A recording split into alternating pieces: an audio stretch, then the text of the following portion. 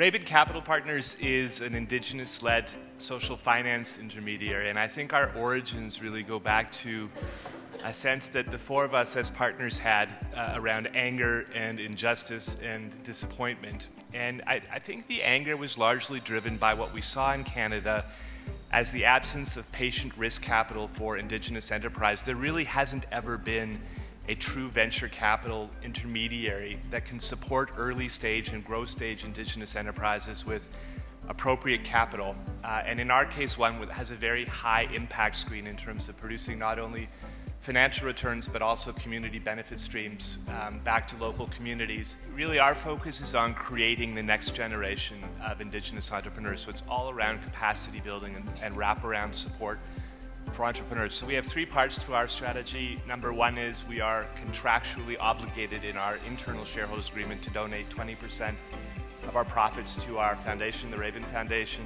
Secondly, our investors have contributed almost $600,000 this year alongside their investment in the fund to support that. And third, we've started an internship program for Indigenous MBA students to come into our organization and really to try to democratize the skills of venture capital so that we're seeding the next generation of investors that can support Indigenous enterprise. I think more than half of Canadians, probably 3/4, are in one of two camps: people who view Indigenous entrepreneurs or people with a sense of pity, I wish there was something more I could do to help, or the other side with a sense of disdain. They have been left behind and will never join the economy. And I think from an engagement perspective, the most important guideline for business is to view Indigenous people as a potential source of knowledge and innovation in this country, which really requires a real leap in terms of where our thinking has been over the last couple of centuries at least.